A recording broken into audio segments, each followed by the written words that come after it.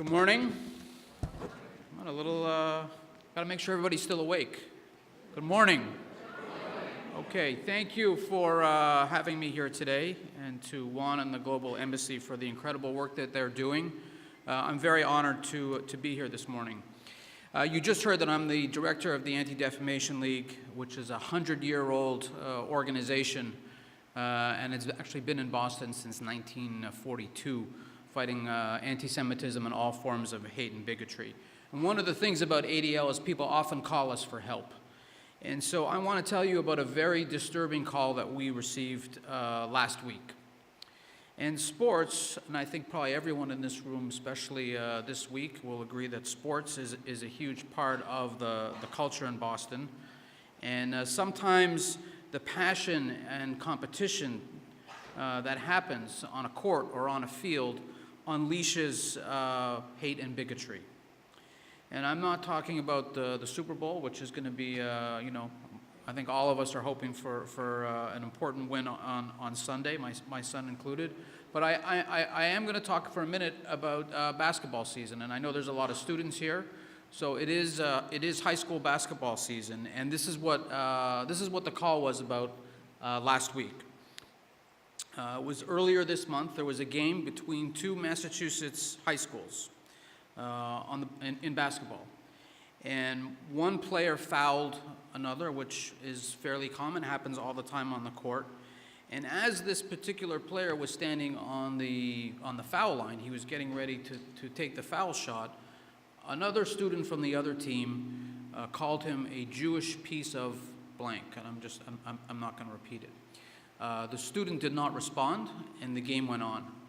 So those of you who are familiar with high school sports, you know that after the game, the athletes, everybody shakes hands. It's a very good custom of good sportsmanship.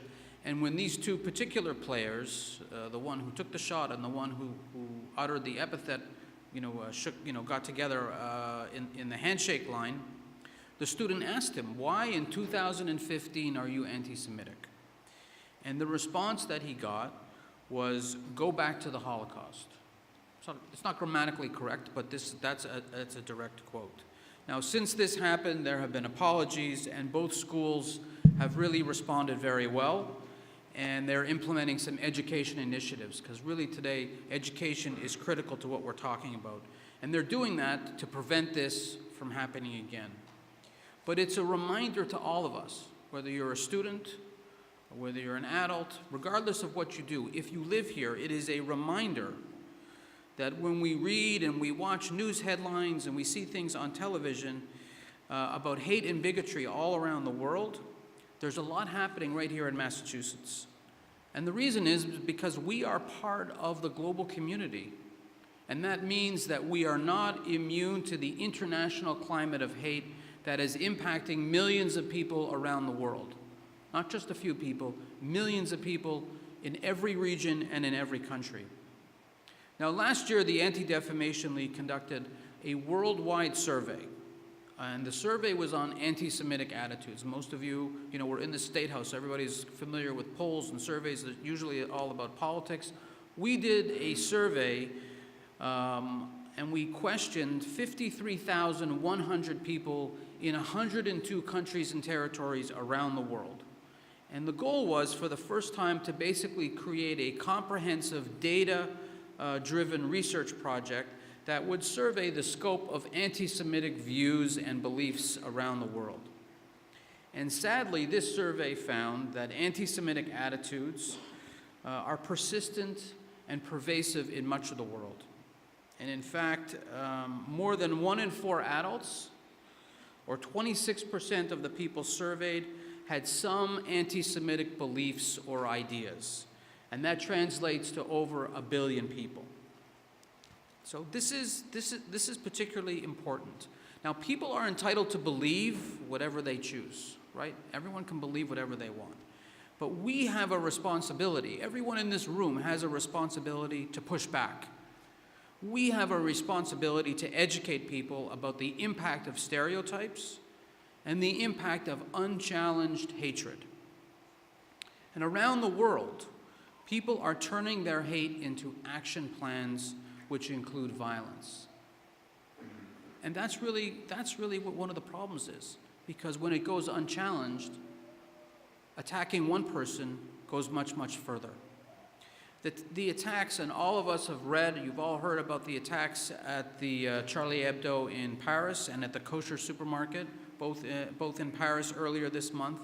Now those attacks, the people that committed those attacks were not just linked because they knew each other, the people that committed them.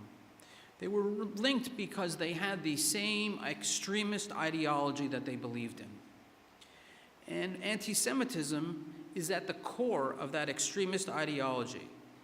Anti-Semitism is integrated within a basic hatred of democratic freedoms. And this is playing out all over the world. And we've seen it here, we've experienced it here in Boston. The terrorists in France use their hatred as a justification to kill people. In our survey on our worldwide survey of the Global 100, France scored 37%, which means that 37% of the people who we surveyed in France harbored some anti-Semitic feelings. And that's the highest country in Western Europe. Okay, the EU average is 25%, so France is much higher.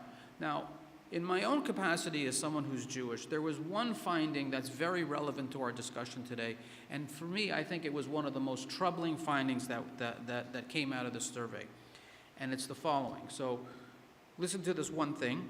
Only 54% of the people surveyed have ever heard of the Holocaust. Now this is very serious. Two of three people surveyed have either never heard of the Holocaust or they do not believe the historical accounts of the Holocaust. So what does that mean? That means that they think it was exaggerated. They think that the amount of people that we've actually mentioned today, that's referenced in the video, they think that that is an exaggeration or that it is simply not true. This is a very serious problem. Now the numbers, if you break down all of this analysis, you'll see that the numbers in Western Europe are actually much higher, right? It's 94% of the people polled in Western Europe had heard about the Holocaust. And at the same time, there's also a very troubling gap that the results showed us, and that's the age difference between the people that are when the people are surveyed. So 48% of the people under age 35 have heard of the Holocaust. Only 48%. When you look at it much higher, people over age 50, it jumps to 61%.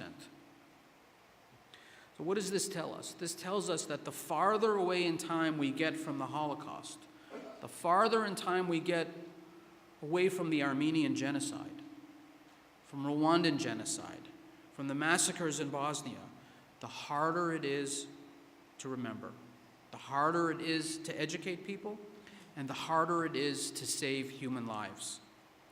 And the easier it gets for history to repeat itself. And the history that some people believe can be changed by a failure to remember, a failure to acknowledge the truth, and a failure to educate.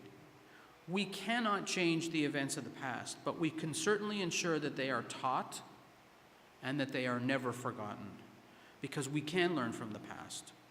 And as we mark the 70th anniversary of the liberation of Auschwitz this week, the challenge of today is to develop and implement new ways to reach and educate people about the horrors of the Holocaust, particularly people in that lower age category, because the older people experienced it. They've actually learned it.